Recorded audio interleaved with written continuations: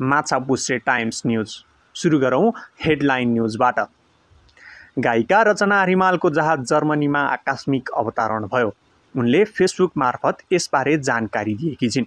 उनी क्यानाडाबाट भारत हुँदै नेपाल फर्कदै गर्दा जहाज जर्मनीमा इमर्जेन्सी ल्यान्ड भएको हो। यस घटनाले यात्रुको सुरक्षालाई लिएर चासो बढाएको छ। मोरङमा नाचगान गरिरहेका बेला 3 जनालाई करेन्ट लागेको थियो, जसमध्ये 2 जनाको मृत्यु भएको हो। प्रहरीले बताए अनुसार बिहे घरमा माइक राख्नका लागि गाडिएको बाँस हावाहुरीले ढालेर हाई टेन्सन लाइनमा छोएर करेन्ट प्रवाह भएको थियो। करेन्ट लागेर घाइते एक महिला उपचारपछि घर फर्किएकी छिन्। काठमाडौँको मखनटोलमा घर आगलागी हुँदा एक महिलाको मृत्यु भएको छ। आगलागी सुरज आर्केड पछाडि दयाराम श्रेष्ठको घरमा भएको हो। आगो निभाउन नेपाली सेना, सशस्त्र प्रहरी, नेपाल प्रहरी र महानगर प्रहरी परिचालन गरिएको छ।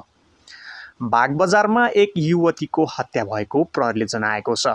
एकजना पूर्व सैनिकलाई प्रहरीले शङ्काको घेरामा राखेर पक्राउ गरेको छ।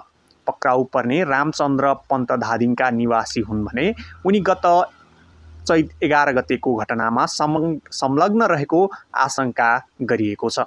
हत्या भएको घटनाको बारेमा जानकारी पाएपछि प्रहरीले पक्राउ र अनुसन्धान सुरु गरेको छ।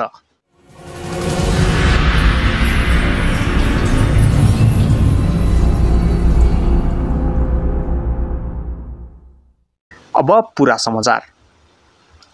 MP1 HD माछापुच्छ्रे जस्तै उभिन्छ अटल सत्यका लागि। Machhapuchhre Times News. रचना रिमाल चढेको जहाज प्राविधिक समस्याका कारण जर्मनीमा आकस्मिक अवतरण गरिएको छ। क्यानाडाको सांगीतिक कार्यक्रम सकेर फर्कदै गरेकी गायिका रचना रिमाल चढेको जहाज जर्मनीमा आकस्मिक अवतरण भएको हो। रचनाले सामाजिक सञ्जाल मार्फत यसबारे जानकारी दिएकी छिन्।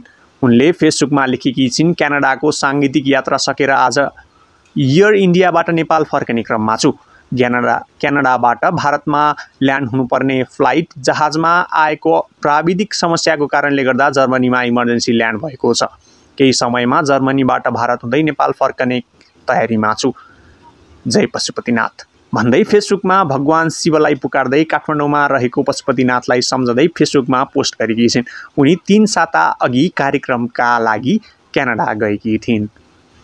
बिहे घरमा गाडेको बाँसले हाइटेन्सन लाइन छुँदा 2 महिलाको मृत्यु। विराटनगर मोरङमा करेन्ट लागेर 2 महिलाको मृत्यु भएको छ।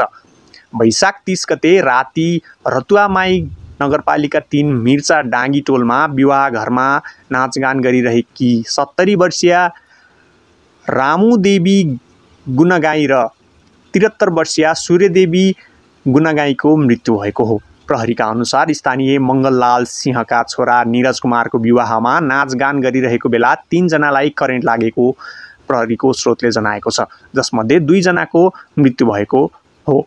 स्थानीय 30 वर्षीय राधाकुमारी सिंह सामान्य घाइते भएकी छिन्। बिहे घरमा माइक राख्नका लागि हाई टेन्सन लाइन नजिकै हरियो बाँस गाडिएको थियो। गैराती करिब 8 बजे आएको हावाहुरीले बाँस ढलेर हाई टेन्सन लाइनमा ठोकियो।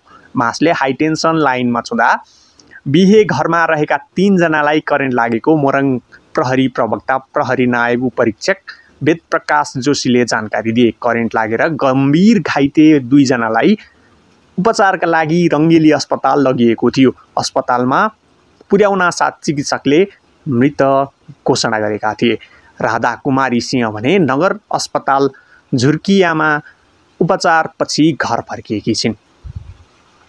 काठमाडौँको मखनटोलमा आगलागीका कारण 1 जनाको मृत्यु भएको खबर छ। काठमाडौँको मखन गल्लीमा आगलागी भएको छ। काठमाडौँ महानगरपालिका 24 मखन गल्लीको सुरज आर्केड पछाडिको 4 तले कच्ची घरमा बुधबार बिहान 6:50 बजे आगलागी भएको हो। जिल्ला प्रहरी परिसर काठमाडौँका प्रवक्ता SP अपिल राज बोहराका अनुसार आगलागी भएको उक्त घर दयाराम श्रेष्ठको हो। आगलागीमा परि 1 जनाको मृत्यु भएको SP बोहराले जनाएका छन्। 1 जना मृत्यु भेटिनु भएको छ, पहिचान हुन बाँकी छ। उनले पत्रिकासँग भने खाना पकाउने LPG ग्यास लिक भई घरको तेस्रो तलाबाट आगो सल्किएको थियो। SP बोहराले उक्त घरसँगै रहेको रुकेश श्रेष्ठको 5 तले पक्की घरमा पनि आगो सल्किएको बताए। आगलागी अहिलेसम्म पूर्ण नियन्त्रणमा आएको छैन। आगो निभाउन प्रहरी, सशस्त्र प्रहरी सेना र स्थानीय खटिएका छन्। आगो निभाउन 6वटा दमकल प्रयोग गरिएको स्रोतले जनाएको छ। बागबजारमा युवतीको हत्या, पूर्व सैनिक पक्राउ। काठमाडौँ बागबजारमा एक युवतीको हत्या भएको छ। हत्या आरोपमा एकजना पक्राउ परेका छन्। पक्राउ पर्नेमा धादिङ घर भएका रामचन्द्र पन्त रहेको जिल्ला प्रहरी परिसर काठमाडौँका एसपी तथा प्रवक्ता अपिल राज बोहराले जनाए। प्रहरी स्रोतका अनुसार उनी पूर्व सैनिक हुन्। घटना गत चैत 11 गतेको रहेको प्रहरीले जनाएको छ। पन्तलाई भने मङ्गलबार मात्रै प्रहरीले पक्राउ गरेको हो। उनी पक्राउ परेपछि घटना सार्वजनिक भएको हो। मृत महिला विवाहित पनि हुन्। सही सूचना, ज्ञान र मनोरञ्जनका लागि MP1 HD हेर्दै गर्नुहोला। तपाईहरूको दिन शुभ रहोस्। धन्यवाद।